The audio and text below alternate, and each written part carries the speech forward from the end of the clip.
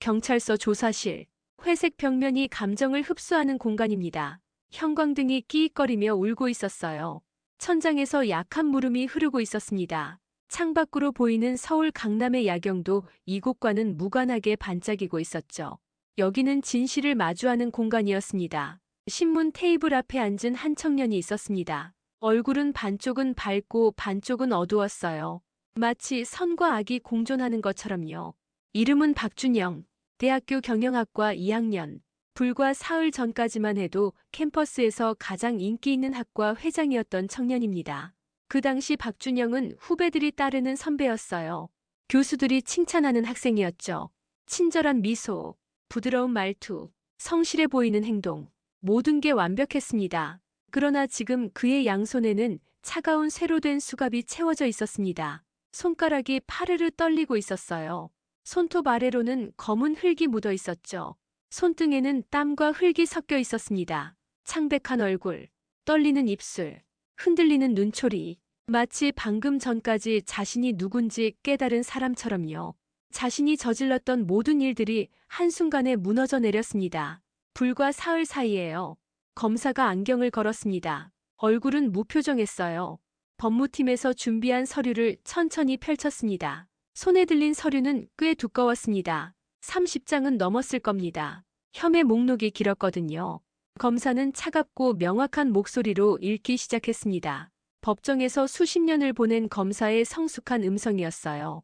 감정이 실려있지 않았습니다. 순전히 사실만을 전달했죠. 박준영, 자네가 들은 혐의를 읽어주겠네. 집단 괴롭힘죄, 감금 미수죄, 명예훼손죄, 사이버 명예훼손죄, 불법 합성 이미지 제작 및 유포죄, 총 5가지 혐의 아래 현재 구속된 상태네. 이 혐의들을 부인하나? 박준영은 한참 동안 답하지 않았습니다. 고개를 숙이기만 했어요. 테이블을 바라봤죠.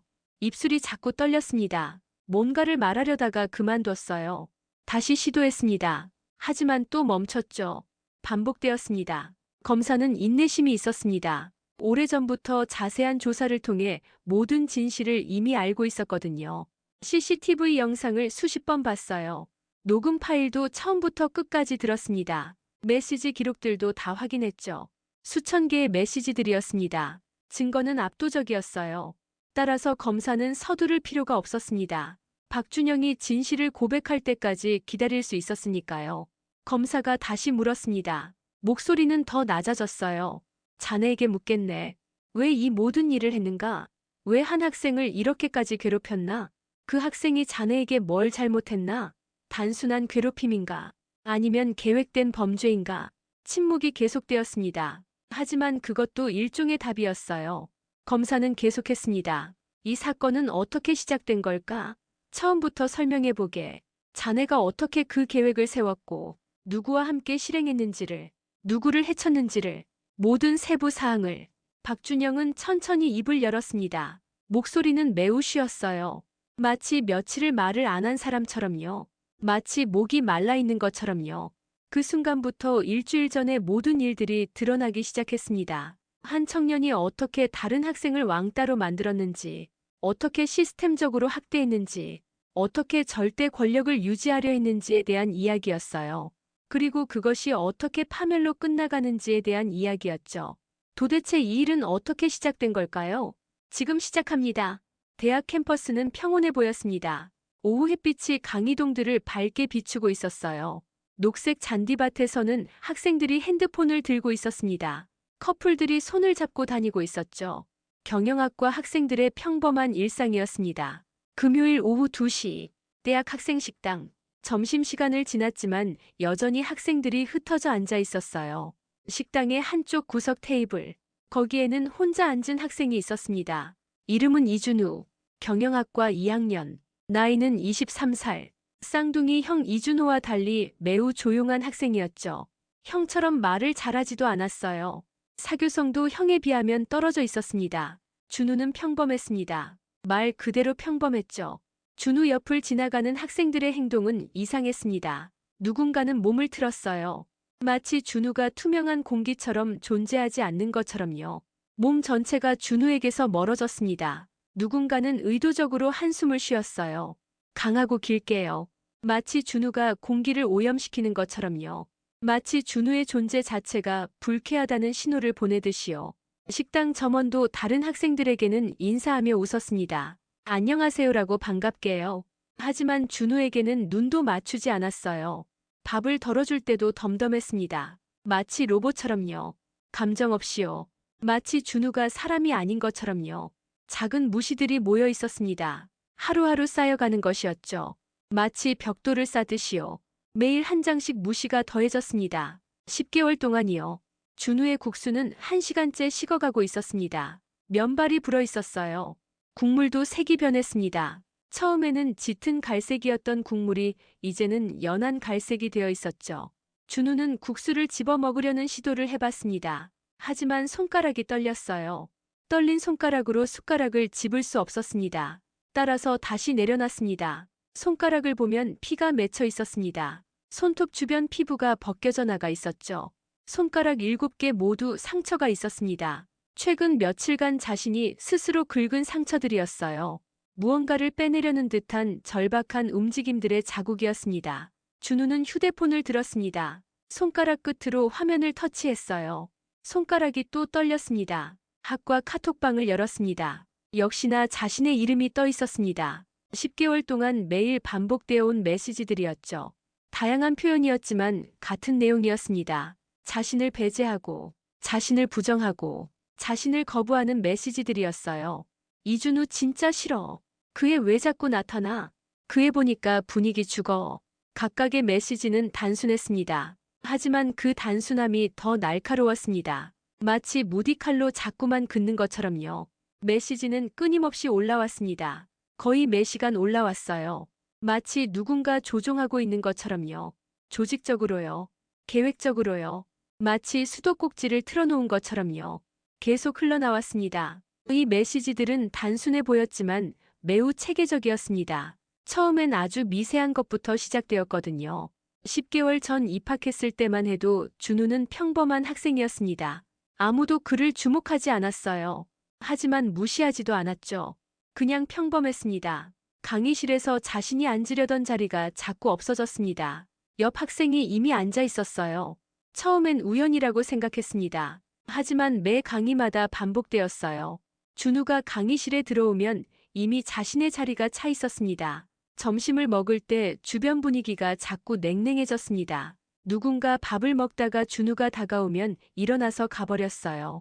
도서관에서 자신이 책을 펼치면 주변이 자꾸 한숨을 쉬었습니다. 이런 작은 무례함들이 10개월 동안 반복되었어요. 점점 심해졌습니다. 그러다가 반년 전 그 일이 일어났습니다. 누군가 학과 카톡방에 글을 올렸습니다. 시간은 오후 3시였어요. 문장은 간단했습니다. 신입생 중에 여학생 괴롭히는 애 있나? 그 글 아래에는 명확하게 준우의 이름이 있었습니다. 준우는 그 글을 보고 몸이 굳었어요. 일주일 뒤, 토요일 오후 3시였습니다. 학교 뒤 산책로, 캠퍼스를 벗어난 매우 외진 곳이었어요. 거의 아무도 오지 않는 곳이었죠. 거기는 숲이 우거져 있었습니다. 물가에 연못이 있었어요. 대학 캠퍼스에서도 가장 거리가 먼 곳 중 하나였습니다. 누군가 실종되어도 며칠은 모를 곳이었죠. 날씨는 쌀쌀했습니다. 여름이 지나 가을로 넘어가는 시점이었거든요. 햇빛도 거의 남아있지 않았어요. 대신 그림자가 길어지고 있었습니다. 매우 길게요. 마치 아기를 상징하듯이요. 박준영이 준우를 그곳으로 데려갔습니다. 친근한 목소리로요. 친절한 제스처로요. 마치 뭔가 좋은 일을 해주려는 선배인 것처럼요. 준우야, 잠깐만 따라와. 뭔가 보여주고 싶어. 준우는 따라갔습니다. 의심하지 않았거든요. 형의 후배이고, 학과 회장이고, 평소에 자신에게 친절했으니까요. 하지만 연못가에 도착했을 때 박준영의 표정이 변했습니다. 차갑고 냉담한 표정이었어요. 마치 다른 사람인 것처럼요. 얼굴의 모든 근육이 굳어졌습니다. 눈도 달라졌어요. 마치 사람이 아닌 것처럼요. 박준영이 준우를 물가 가장자리로 밀었습니다. 손으로 등을 밀었어요. 정확하고 강하게요. 의도적으로요. 준우는 물속으로 빠졌습니다. 몸 전체가 수면 아래로 내려갔습니다. 공기가 끊겼어요. 물이 코로 들어왔습니다. 눈이 떠지지 않았습니다. 차가움이 몸을 휩쌌습니다. 물속은 깜깜했어요. 마치 죽음의 공간처럼요. 다행히 그 연못은 그렇게 깊지 않았어요. 준우의 발이 바닥에 닿았습니다. 흙바닥이었어요. 물이 발바닥 아래 있었습니다. 준우가 바닥을 밟았어요. 발가락으로요. 물 위로 튀어올랐습니다. 기침을 했습니다. 강하고 격렬하게요. 물이 코로 들어왔을 때의 충격이 여전히 남아 있었습니다. 물을 마셨습니다. 폐에 물이 들어갔어요. 눈이 떠지지 않았습니다. 염분 때문이었어요. 그 순간 박준영의 목소리가 들렸습니다. 물가에서요. 웃음이 섞여 있었어요. 이 정도면 죽을 뻔했지. 박준영은 웃고 있었습니다. 뭔가 즐거운 표정으로요. 마치 재미있는 장난을 본 것처럼요. 하지만 준우의 눈에는 공포만 있었습니다. 준우는 물에서 빠져나왔습니다. 발을 절질거리며 뛰었어요. 옷은 흠뻑 젖어 있었습니다. 물이 흘러내렸어요. 돌아보지 않았습니다. 그냥 도망쳤어요. 절망하며, 공포에 떨며, 죽음을 피하며. 그 이후로 준우는 학교에 나가지 않았습니다. 6일이 지났어요. 일주일이 지났습니다. 준우는 손가락을 계속 파고 있었습니다. 뭔가를 빼내려는 듯이요. 손톱이 다 떨어져 나갔어요. 살이 벗겨져 나갔습니다. 파고, 또 팠습니다. 피가 났어요. 하지만 절망은 안 나왔습니다. 절망은 더 깊었습니다. 물 아래처럼요. 그 밤 8시, 형 이준호는 무언가 이상함을 느꼈습니다. 동생과의 연락이 끊겼거든요. 이미 사흘째였어요. 부모님도 몰랐습니다. 준우가 학교 간다고 했으니까요. 형은 학과 채팅방을 봤습니다. 자신의 동생 사진이 올라와 있었어요. 화장실에서 오는 사진이었습니다. 누군가 몰래 찍은 사진이었죠. 그 순간 형의 얼굴이 굳었습니다. 이건 단순한 괴롭힘이 아니었습니다. 이건 뭔가 더 큰 악이었어요. 형 준호는 동생을 찾으러 나갔습니다. 학교 뒤 산책로. 밤 9시였습니다. 연못 옆이었어요. 준우는 물가에 쭈그려 앉아 있었습니다. 양손은 흙투성이었고 손가락에선 피가 흐르고 있었어요. 마치 뭔가를 파고 있던 것처럼요. 마치 자신의 절망을 땅속에 파묻으려는 것처럼요. 형이 달려갔습니다. 동생을 안았어요. 준우는 형을 보고 울음을 터뜨렸습니다. 몸 전체가 격하게 떨렸습니다. 일주일 동안 억지로 견뎌온 모든 눈물이 한꺼번에 쏟아졌습니다. 형은 말을 하지 않았습니다. 그냥 동생을 안고 있을 뿐이었죠. 집으로 가는 길, 형은 준우의 손을 잡고 있었습니다. 손가락 끝에 피를 보며, 손톱이 다 떨어져 나간 것을 보며, 손가락 살이 벗겨져 나간 것을 보며, 형의 얼굴도 굳어갔어요.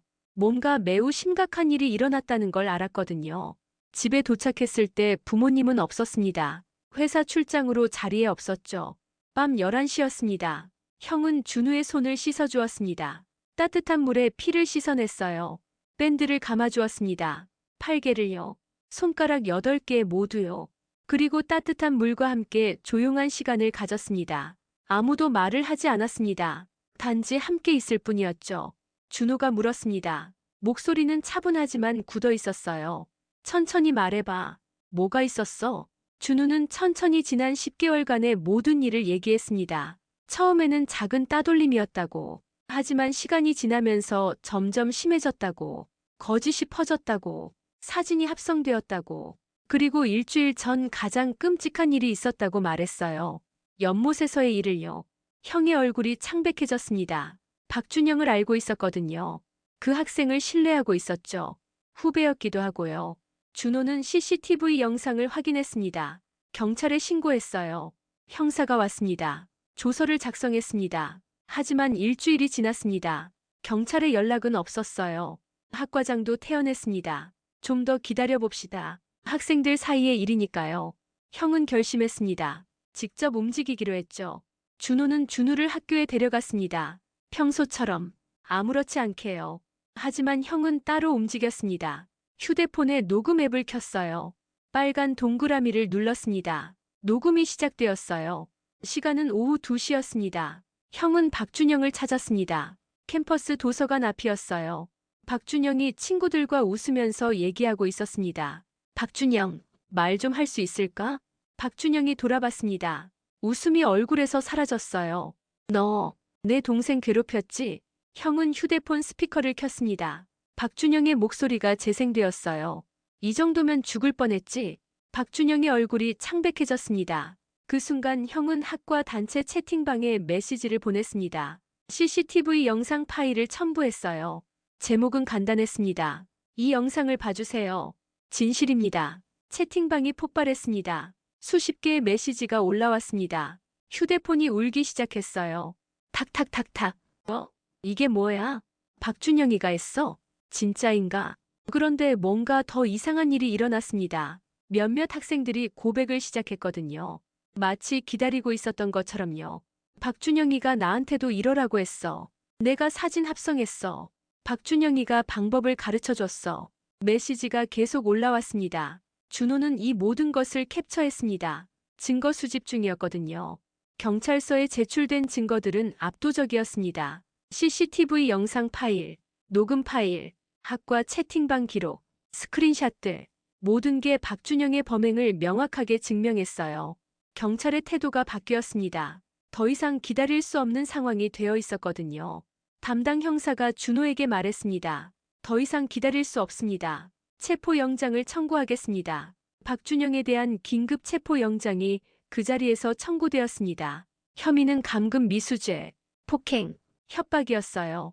그리고 더 많은 혐의들이 있었습니다. 명예훼손, 사이버 범죄, 이미지 조작죄까지요. 박준영은 캠퍼스에서 체포되었습니다. 오후 6시였어요. 친구들 앞에서요. 경찰이 양손에 수갑을 채웠습니다. 많은 학생들이 보고 있었어요. 휴대폰으로 촬영하고 있었습니다. 경찰 조사가 진행되면서 더 큰 문제가 드러났습니다. 박준영이 혼자가 아니었다는 거죠. 그의 휴대폰을 압수했어요. 메시지들이 있었습니다. 수백 개였습니다. 지시문들이었죠. 이 학생을 괴롭혀라. 어떻게? 그냥 따돌려. 말 걸지 말고. 자리 옆에 앉지 말고. 이 학생의 사진을 올려라. 포토샵으로 만든 사진. 나쁜 사진. 그럼 모두가 그 학생을 싫어할 거야. 박준영이 지시를 받아 괴롭힘에 참여한 학생들의 명단이 있었습니다. 35명이었어요. 이들은 다양한 역할을 했습니다. 누군가는 댓글을 달았고, 누군가는 사진을 합성했고, 누군가는 거짓을 퍼뜨렸고, 누군가는 준우를 따돌렸습니다. 조직 구조는 명백했습니다. 박준영이 주동자였고, 학과 부회장과 총무가 협조자였습니다. 이들이 다른 학생들에게 지시를 내렸던 거죠. 누구를 괴롭혀라. 거짓 글을 올려라. 사진을 합성해라. 이런 식으로요. 고학년 학생 한 명이 형에게 연락을 했습니다. 그 학생도 박준영의 피해자였어요. 하지만 졸업을 앞두고 있었기에 그냥 넘어갈 생각이었대요. 그런데 준호의 일이 알려지면서 양심이 흔들렸습니다. 준호 형, 난 이걸 계속 못 본 척 할 수 없어. 그 학생이 USB를 건넸어요. 안에는 박준영이 다른 사람들에게 보낸 메시지들이 들어 있었습니다. 그리고 계획서도 있었어요. 괴롭힘 프로젝트라는 제목의 문서였습니다. 목표는 명확했어요. 학과 내에서 절대 권력을 확보하는 것이었죠. 방법도 기록되어 있었습니다. 먼저 괴롭힐 학생을 선정하고 그 학생에 대한 거짓 정보를 만들어서 집단으로 괴롭혀서 결국 그 학생을 완전히 고립시킨다는 거였어요. 계획은 매우 정교했습니다. 1년 전부터 준비된 거였어요. 박준영은 학과 회장이 되기 전부터 이런 체계적인 계획을 세웠던 거죠. 심지어 대상자도 정해놓았어요. 준우를 포함해 43명이었습니다. 경찰은 이 정보를 바탕으로 추가 조사를 시작했습니다. 박준영의 노트북을 압수했어요. 클라우드 계정도 접근했죠.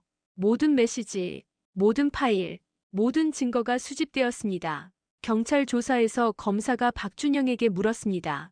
왜 이런 짓을 했나요? 박준영이 오래 생각한 끝에 대답했어요. 이 학과에서 절대 권력을 가지고 싶었어요. 누군가를 완전히 컨트롤할 수 있는 권력을요. 그건 이미 정신적 문제의 영역이었습니다. 단순한 학창시절 괴롭힘이 아니었거든요. 계획적이고 체계적인 악이었죠. 심리적 지배욕, 권력욕, 그리고 사이코패스적 특성까지 보였습니다. 검사는 증거들을 모두 정리했습니다. USB의 내용도 포함했어요. 그리고 기소를 결정했습니다. 43명의 피해자들이 확보되었거든요. 모든 피해자의 실명과 피해 내용이 기록되었습니다. 그들은 모두 법정에 설 준비를 했습니다. 법원의 공판이 시작되었습니다. 대법정이었어요. 의자는 100개였습니다. 대부분이 찼어요. 피해자들이 있었거든요. 피해자의 부모들도 있었습니다. 대학 관계자들도 있었죠. 언론도 와 있었습니다. 카메라 플래시가 터졌어요. 증거 제출이 이루어졌습니다. CCTV 영상 파일, 녹음 파일, 메시지 기록, USB에 들어있는 계획 문서들, 스크린샷 이미지들, 모든 것이 박준영의 악행을 입증했어요. 판사는 조용히 들었습니다. 차갑고 엄숙한 표정이었습니다. 안경을 벗었다가 다시 썼어요. 피해자들의 증언이 나왔습니다. 42명의 학생들이 증언대에 섰습니다. 각자가 자신들의 고통을 말했어요. 어떻게 거짓에 당했는지, 어떻게 고립되었는지, 어떻게 절망했는지를요. 준우도 증언대에 올랐습니다. 판사가 물었습니다. 이준우 학생, 당신이 입은 피해가 무엇인지 말씀해 주시겠습니까? 준우가 손가락을 보여주었습니다. 흉터가 남아 있었어요. 손톱도 아직 자라나고 있었죠. 제 손가락은 아직도 아파요. 그날이 자꾸 떠올라요. 저는 죽음을 생각했습니다. 정말 여러 번이요. 하지만 제 형이 있어서 저는 여기 살아 있어요. 준우의 목소리는 떨리고 있었지만 명확했습니다. 법정이 정적으로 가득 찼어요. 검사가 최종 발언을 했습니다. 목소리는 차갑고 분명했어요. 당신은 단순한 괴롭힘이라고 했습니다만 이것들을 보십시오. 계획서도 있습니다. 이것들은 계획된 살인 미수입니다. 조직적인 사기입니다. 43명의 피해자들이 있습니다. 법은 악을 용서할 수 없습니다. 박준영의 얼굴은 점점 더 창백해져 갔어요. 변명의 여지가 없었거든요. 더 큰 놀라움이 있었습니다. 공모자들도 법정에 나갔어요. 박준영과는 다른 혐의였지만요. 부회장과 총무, 그리고 다른 임원진들까지요. 총 35명이었습니다. 검사가 부회장에게 물었습니다. 당신들은 왜 이런 짓을 했는가? 부회장이 대답했어요. 박준영이가 하라고 해서 거역할 수 없었어요. 하지만 그건 변명이 될 수 없었습니다. 주도적인 가담이었거든요. 학과 내 조직적인 괴롭힘의 전모가 드러났습니다. 그것은 단순한 학생 간 싸움이 아니었어요. 체계적인 악이었습니다. 계획된 범죄였죠. 법원의 판결 선고 날이 왔습니다. 법정은 가득 찼어요. 판사가 들어왔습니다. 모두가 일어섰습니다. 존경의 인사를 하며요. 판사는 판결문을 들었습니다. 목소리는 엄숙했어요.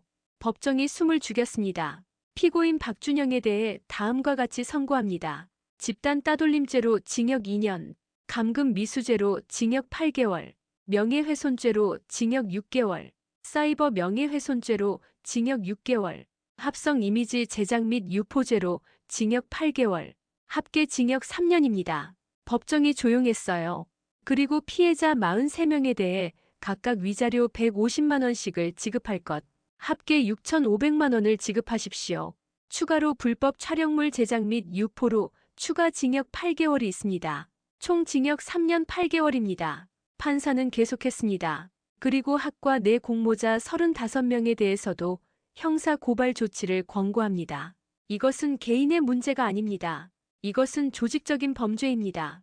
법은 악을 용서하지 않습니다. 박준영은 그 자리에서 무너졌어요.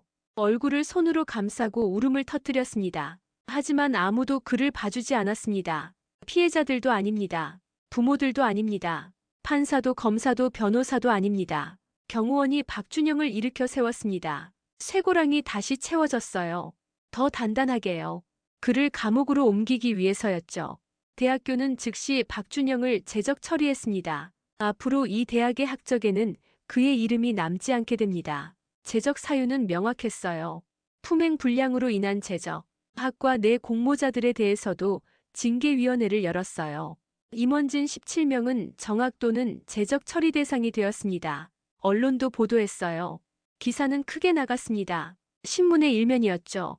대학교 내 집단 괴롭힘 범죄 적발. 43명 피해자.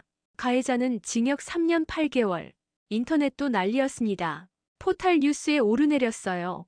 댓글도 달렸습니다. 권선징악이다. 정의가 이겼다. 저 회장 진짜 예상 못했어. 이 소식은 대학 커뮤니티를 떠돌았어요. 학과 단체 카톡에서도 화제였습니다. 학과 내 환경은 급격하게 변했습니다.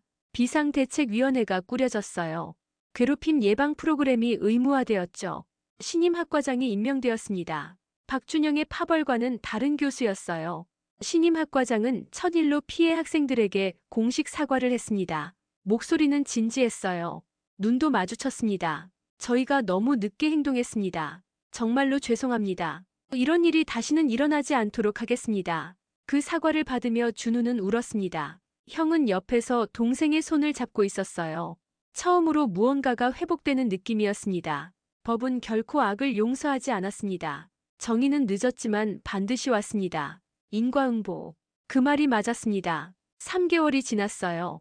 준우는 다시 학교에 나가기 시작했습니다. 처음엔 정말 힘들었습니다.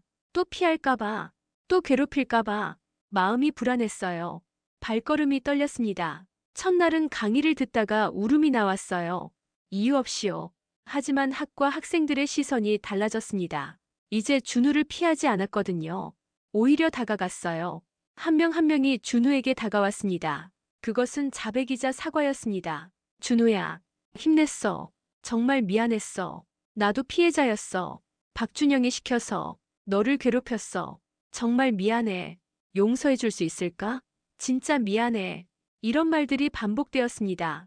준우는 천천히 친구들을 받아들였어요. 모두를 한 번에 받아들일 순 없었지만 조금씩 용서해 갔습니다. 하루하루 조금씩이요. 준우는 다시 웃을 수 있었습니다. 처음으로 자연스러운 웃음이었어요. 그 웃음이 얼굴에 어울렸습니다. 학과는 이제 다른 분위기가 되었습니다. 학생들이 괴롭힘을 저항했습니다. 서로를 챙기기 시작했죠. 새로 들어온 신입들을 따뜻하게 환영했습니다. 마치 자신들이 당했던 그런 일이 절대 일어나지 않도록 막으려는 것처럼요. 괴롭힘 예방 동아리도 만들어졌습니다. 당신은 혼자가 아닙니다라는 이름이었어요. 준우가 그 동아리의 회원이 되었습니다. 아니, 정확히는 부회장이 되었어요. 반년 뒤, 준우는 학과 도우미 역할을 맡게 되었습니다. 새로운 학생들을 도와주는 일이었죠. 특히 혼자라고 느끼는 학생들을 돕고 있었어요. 왜냐하면 준우 자신이 그 감정을 잘 알았으니까요. 깊게 알았으니까요. 손가락의 상처들도 점차 치유되어 갔습니다. 흉터는 남았어요. 하지만 그것은 이제 회복의 증거였습니다. 고통을 견뎌낸 증거였죠. 살아남은 증거였습니다. 준우는 그 흉터를 숨기지 않았습니다. 오히려 보여주었어요. 누군가가 괴로워할 때요. 누군가가 절망할 때요. 봐, 나도 여기까지 온 거야. 넌 혼자가 아니야. 내가 여기 있고, 형도 있고, 우리 모두가 여기 있어. 형 준호도 변했습니다. 그는 대학 내 괴롭힘 문제를 연구하는 학생의 위원회에 들어갔어요. 같은 일이 다시 일어나지 않도록 하기 위해서였죠. 캠퍼스 순찰도 시작했습니다. 위험해 보이는 상황이 있으면 신고했어요. 항상 관찰했습니다. 1년이 지났을 때 박준영은 여전히 감옥에 있었습니다. 앞으로도 신인은 감옥에 있어야 했어요. 다양한 범죄들이 중복 적용되었거든요. 행동 교화 프로그램도 받았습니다. 심리 상담도 받았어요. 하지만 변화는 보이지 않았습니다. 준우는 형에게 물었습니다. 둘이 캠퍼스를 산책할 때였어요. 따뜻한 봄 날씨였습니다. 벚꽃이 피고 있었어요. 하늘은 맑았습니다. 새들도 노래하고 있었죠. 형, 넌 후회해? 형이 답했어요. 아무 망설임 없이요. 아니, 나도 아니야. 준우의 얼굴에는 평온함이 있었습니다. 그건 회복의 얼굴이었죠. 절망에서 벗어난 얼굴이었습니다. 그 얼굴에는 희망이 있었어요. 미래가 있었습니다. 여러분이라면 어떻게 하셨을까요? 만약 당신의 소중한 사람이 이런 일을 겪었다면요. 당신은 어떤 선택을 했을까요? 참고만 있었을까요? 아니면 형 준호처럼 행동했을까요? 거짓은 언젠가 드러나기 마련입니다. 아무리 치밀하게 계획했다고 해도요. 아무리 많은 사람들이 함께했다고 해도요. 진실은 어딘가에 남아 있습니다. CCTV에, 메시지에, 증거 속에요. 그리고 그 증거는 어딘가에서 반드시 빛을 봅니다. 언젠가는요. 반드시요. 용기가 기적을 만들었습니다. 형 준호의 용기가요. 동생 준우를 믿는 용기가요. 법을 신뢰하는 용기가요. 진실에 맞서는 용기가요. 그 용기가 없었다면 박준영은 계속 회장이었을 거예요. 계속 선해 보이는 척 했을 거예요. 계속 누군가를 괴롭혔을 거예요. 적어도 졸업할 때까지는요. 진실은 결국 빛을 받습니다. 그리고 정의는 늦었지만 반드시 왔습니다. 3년 8개월의 징역, 6,500만 원의 위자료, 그리고 재적 처리. 이 모든 게 법의 심판이었어요. 사회의 판결이었습니다. 그 어떤 말이나 변명도 받아들여지지 않았어요. 하지만 가장 중요한 건 회복이었습니다. 준우가 다시 웃을 수 있게 된 것. 손가락의 상처는 흉터가 되었지만 마음의 상처는 점차 치유되고 있었습니다. 형의 곁에서요. 친구들의 응원 속에서요. 학과 전체의 변화 속에서요. 인과응보. 그 말이 맞았습니다. 선한 행동은 선한 결과를 가져오고 악한 행동은 악한 결과를 가져옵니다. 언젠가는요. 아무리 시간이 걸려도요. 진실은 빛을 봅니다. 반드시요. 이것이 진정한 권선징악입니다. 악인의 몰락이 아니라 피해자의 회복입니다. 정의가 실현되는 것이 아니라 사람들이 다시 함께할 수 있게 되는 것입니다. 거짓이 아닌 진실 위에서요. 증오가 아닌 용서 위에서요. 복수가 아닌 회복 위에서요. 거짓은 언젠가 드러나기 마련입니다. 용기가 기적을 만들었습니다. 진실은 결국 빛을 받습니다. 그리고 정의는 늦었지만 반드시 왔습니다.